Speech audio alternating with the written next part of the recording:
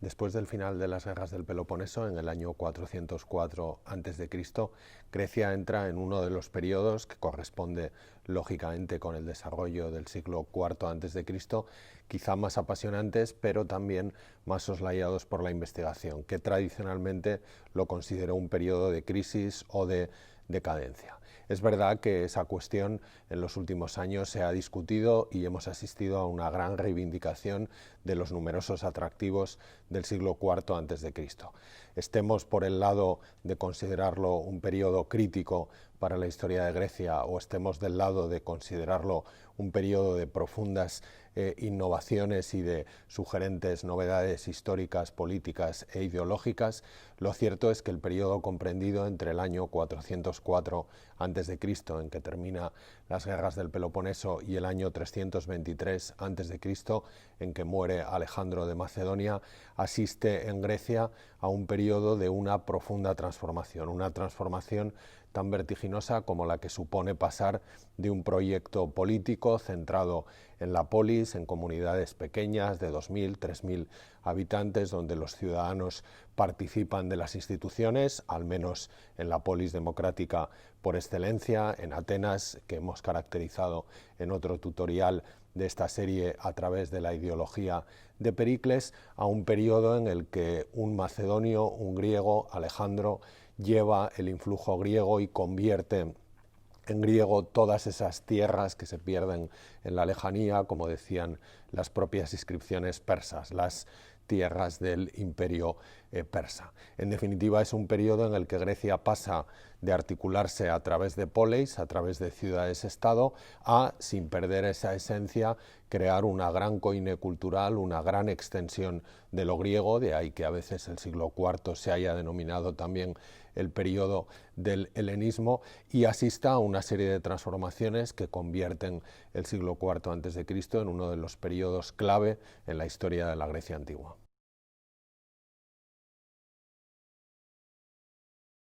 ¿Es el siglo IV a.C. en Grecia un periodo de crisis? Bueno, esa sigue siendo una pregunta en la que los historiadores se alinean en distintas posiciones. Lo cierto es que hoy en día predomina la idea de sostener que el siglo IV a.C. es un periodo sencillamente diferente, sencillamente de transformación y por tanto distinto al periodo del clasicismo marcado por ese encomiable siglo V a.C.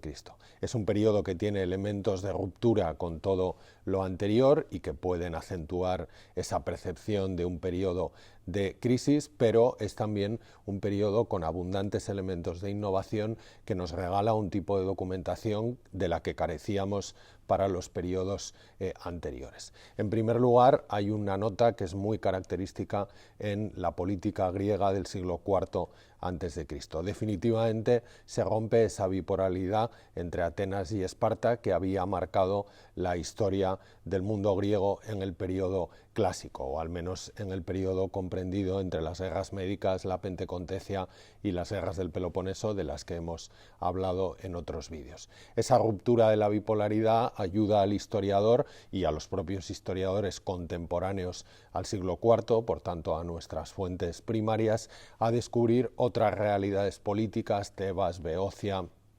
Tesalia, Macedonia, que habían estado prácticamente al margen, especialmente Macedonia, de los acontecimientos históricos del turbulento también clasicismo griego. Eso hace que el siglo IV a.C. sea también un periodo en el que nuestras fuentes se multiplican prácticamente a todos los niveles. Como periodo de posguerra que es, la intelectualidad griega reaccionó al trauma que supuso la Pentecontecia y también las guerras del Peloponeso, desarrollando una profunda actividad de reflexión que tuvo su eco prácticamente en todos los géneros literarios, en todos los géneros de la producción intelectual escrita. Es la época de historiadores como, por ejemplo, Jenofonte, que en cierta medida continúa la labor de Tucídides. Es la época dorada de la reflexión filosófica, también política, ateniense, con Sócrates, Platón o Aristóteles. Es también el periodo en el que la comedia, por ejemplo, con Aristófanes, o la tragedia, con Eurípides, Esquilo o Sófocles, toma partido por las situaciones políticas y posbélicas que marcaban el día a día de una Atenas que había perdido la guerra y también de una Esparta que, pese a haberla ganado, se encontraba con muchísimos problemas de carácter demográfico, social e incluso político. Además, surgen nuevos géneros literarios que hasta entonces no se habían prácticamente cultivado, como toda una amplísima literatura técnica, por ejemplo, centrada en la cuestión de la defensa de las ciudades, del reclutamiento de mercenarios, como la poliescética de Eneas el Táctico podría en cierta medida reflejar. Es en definitiva un periodo en el que se incrementan nuestras fuentes literarias, pero además entran en escena unas fuentes que van a ser fundamentales para el estudio del mundo antiguo a partir de este momento, las fuentes epigráficas. En el siglo IV a.C., muchas ciudades, como consecuencia de esa situación de posguerra global, que no solo afectó a Atenas y Esparta, sino también a sus distintos aliados, viven profundos problemas económicos, problemas que en definitiva obligan a las ciudades a buscar vías de financiación diferente, bien incrementando la tributación a sus ciudadanos o bien fijando sus ojos en miembros de la élite local que quisieran actuar como benefactores, como euergetes, como se dice en el término griego específico, y que a través de la socialización de sus fortunas quisieran acometer algunos de los gastos a los que las ciudades tienen que hacer frente en este momento. Eso hace que en el siglo IV empecemos a encontrar no solo una creciente epigrafía funeraria, sino también una amplísima producción epigráfica cívica que nos permite conocer quiénes actuaron como financiadores de muchos de los servicios públicos que quizá durante el siglo V habían nacido más bien de la iniciativa pública y de la iniciativa política en sentido etimológico. El siglo IV, por tanto, tiene, como puede verse, muchos elementos de innovación porque también entran en escena una serie de fuentes que hasta ese momento desconocíamos y que evidencian también, una vez más, como en el mundo antiguo, como sucede también en la actualidad, a periodos de crisis y periodos de convulsión social y política suelen corresponderles periodos de una gran respuesta de la intelectualidad que desde luego en el siglo IV a.C. en Grecia y en particular en Atenas alcanzó cotas de desarrollo nunca antes conocidas.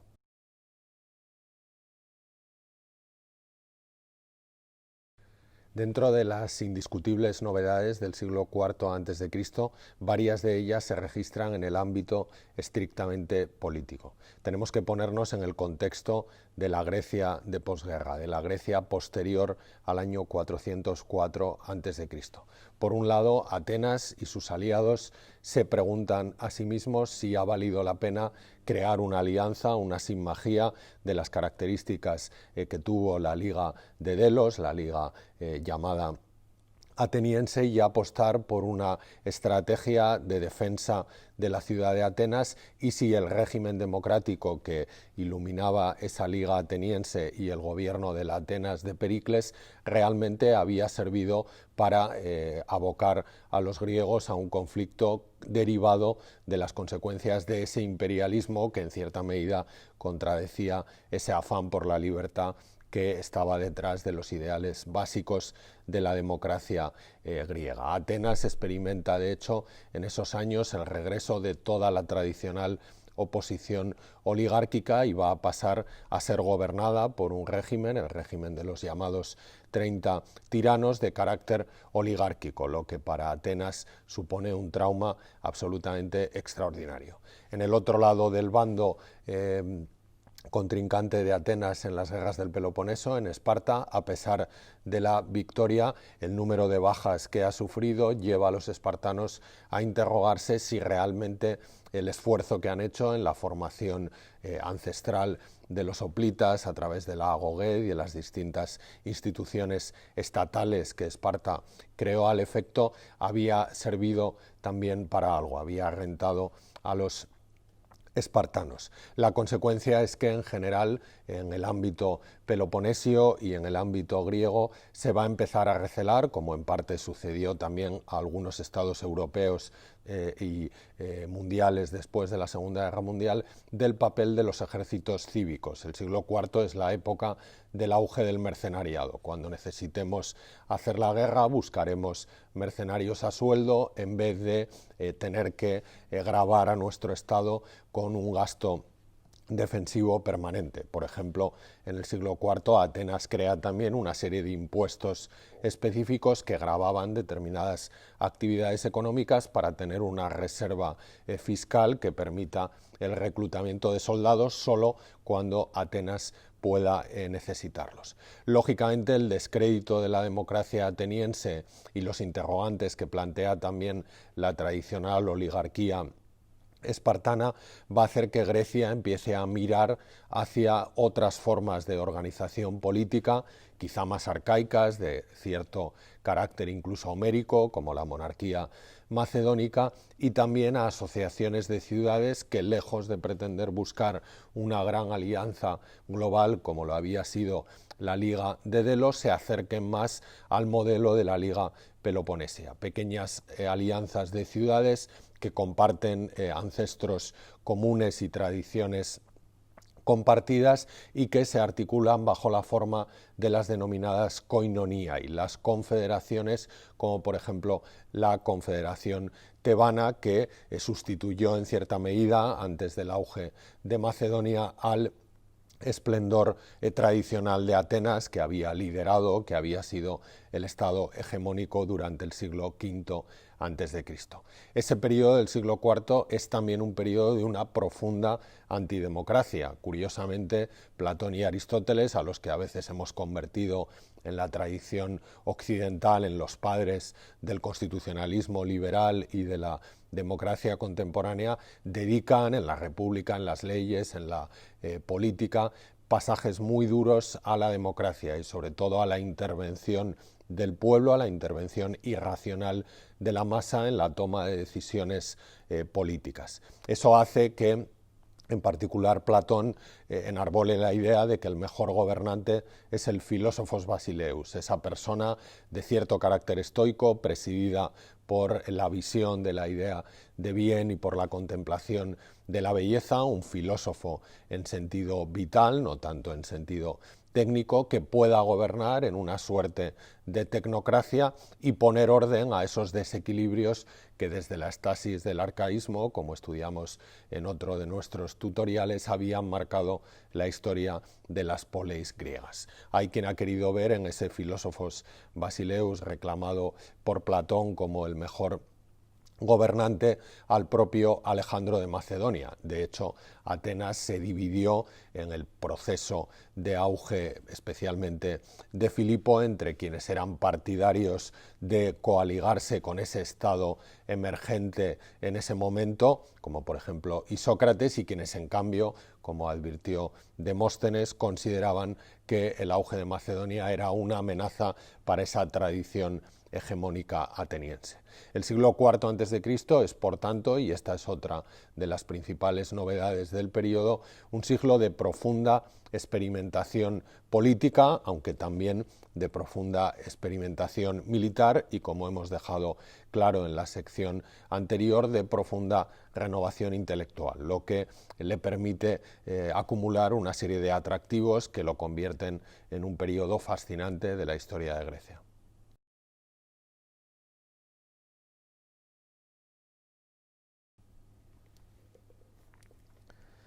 No es para sofocar en vosotros el deseo que sentís por volver a casa, macedonios, por lo que voy a hablar ahora, pues por lo que a mí respecta podéis iros cada uno donde quiera, sino que lo hago para que quede claro cuál es vuestro comportamiento al marcharos respecto de nosotros, que tan distinto comportamiento hemos observado. Estas palabras que hemos leído se atribuyen en el año 324 a Alejandro de Macedonia. Las recoge uno de sus principales biógrafos, cierto que ya muy tardío, el autor ya romano Flavio Arriano, en la célebre Anábasis de Alejandro, en el libro séptimo dedicado al regreso de las campañas de la India. Estamos en el año 324, a Alejandro le queda un año de vida y ha tenido ya que hacer frente a una serie de sublevaciones, de deserciones y de incomprensiones entre sus getairoi, entre la gente cercana con la que había configurado ese ejército macedonio que había llevado el pensamiento, la economía y el desarrollo cultural griego a todos los límites del imperio persa, desde Gordion en Asia Menor hasta la Bactria en el norte de la India, donde había contraído matrimonio con Roxana. Ya volviendo a Macedonia, se encuentra con la sublevación de varios de sus hombres de confianza y del pueblo macedonio en general, que se dan cuenta de que el proyecto de Alejandro ya no lo comparten y que quizá se le ha ido a Alejandro de las manos. Él pronuncia este discurso, probablemente uno de los mejores discursos de la historia antigua, junto con la oración fúnebre de Pericles, en el que da muestras de su gran capacidad de motivación, también de su gran capacidad de denuncia, y en el que asistimos a un Alejandro que, como a veces puede pasar a cualquier líder político de cualquier proyecto, se queda solo y no encuentra seguimiento de su voluntad en los que serían sus tradicionales aliados. La estructura del discurso de Opis que nos transmite Arriano incide en tres elementos que glosan muy bien el fulgurante ascenso de la Macedonia de su padre, Filipo II, y propiamente de la Macedonia de Alejandro. En primer lugar, Alejandro recuerda a sus aliados el extraordinario origen humilde de los macedonios. Les recuerda que eran en realidad un pueblo de ganaderos que sencillamente se dedicaba al cuidado de caballos, que es lo que les había hecho famosos en Grecia, y un pueblo al que los propios griegos de la zona central consideraban un pueblo que no era de hecho griego, que se había mantenido prácticamente neutral durante los episodios de las guerras médicas y también de las guerras del Peloponeso. Eso hace también el ascenso de Macedonia en torno al liderazgo de Filipo especialmente sorprendente para cualquier griego del momento. Todo en ese contexto que ya hemos descrito de mirada a realidades políticas diferentes. Alejandro le recuerda ese origen humilde y en qué se ha convertido Macedonia, en el estado hegemón que no solo ha aglutinado a todos los griegos, sino que ha extendido el mundo griego, con todas las ventajas económicas y comerciales que eso tuvo, hasta los límites hacia Oriente del mundo conocido, que casi, como el propio Alejandro recordaba, no había sido explorado más que por los grandes héroes de la mitología griega que él mismo admiraba. En segundo lugar, Alejandro recuerda el legado de su padre, el legado de Filipo II, que fue el verdadero responsable del engrandecimiento de Macedonia. Filipo había estado preso en Tebas, donde aprendió algunas de las técnicas militares de los generales tebanos, muy reputados en aquel momento, y había creído en la posibilidad de que Macedonia podía enarbolar el liderazgo de una Grecia totalmente fragmentada y dividida después del final de las guerras del Peloponeso en el año 404. No solo extendió los límites de Macedonia hacia el territorio de Tracia, sino que después conquistó el territorio de Tesalia y, aprovechando distintos acontecimientos relacionados con la guerra de Delfos, el santuario panhelénico por excelencia, se convirtió en el strategos autocrator, en el gran líder militar de todos los griegos, proclamado como tal por las distintas poleis, tanto del ámbito ático como del ámbito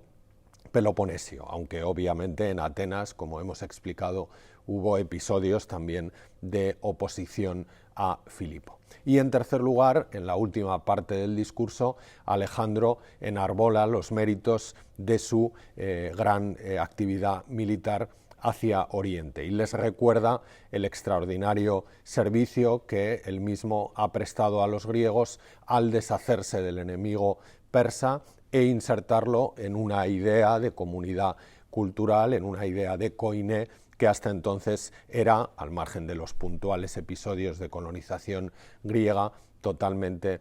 desconocida. Es ahí donde Alejandro señala el gran mérito que ha tenido uno quizá de sus grandes valores, el sincretismo, la capacidad de fusionar el modo de ver el mundo de Macedonia y de Grecia, un modo de ver el mundo que políticamente convertía a la ciudad-estado, la polis, en el centro de cualquier relación política, compatibilizando eso con ese imperio desmedido, de lujo, prácticamente extensísimo y sin límites que era el imperio persa. Quizá fuese uno de los problemas que más afectaron a la ideología de Alejandro y que motivaron algunas de estas conspiraciones. El proyecto alejandrino era un proyecto de mezcla racial, de sincretismo, la primera quizá gran globalización del mundo antiguo, y cuando Alejandro empezó a dejarse fascinar por el mundo persa y a tratar de compatibilizar el gobierno local de las distintas satrapías con colocar a hombres de su confianza para que gestionaran esas ciudades, empezó a encontrar en los macedonios oposición porque consideraron que estaba favoreciendo al que había sido el enemigo tradicional de Grecia, los persas, a los que en cualquier caso Alejandro admiraba profundamente. Es un misterio resolver qué llevó a Alejandro de Macedonia, con apenas 32, 33 años en este momento, a extender el dominio griego por todo el mundo persa, pero la mayor parte de sus biógrafos señalan unas cualidades de liderazgo personal y en cierta medida de afán de grandeza y de automotivación que explican las conquistas inigualables de este hombre tan singular. Es comprensible, por tanto, que al final de este discurso, transmitido por Arriano, Alejandro les diga a sus hombres que se vayan si quieren, porque él ya ha culminado su gran proyecto militar y simplemente se siente dolido porque no le acompañan. Este es el punto final, en definitiva, de este periodo que hemos retratado en el siglo IV a.C. en este tutorial. Un periodo en el que Grecia ha pasado de gobernarse a través de ciudades-estado en el entorno del Egeo a extender todo ese modelo político, fusionarlo con el mundo persa en un sincretismo hasta entonces desconocido, creando esa comunidad cultural, esa koiné helénica, que en cierta medida anticipa ya las grandes creaciones políticas del mundo romano, que también fue experto, como veremos en otros tutoriales, en mezclar razas y en anteponer o superponer un modelo político general a los modelos políticos que había en determinadas instancias locales.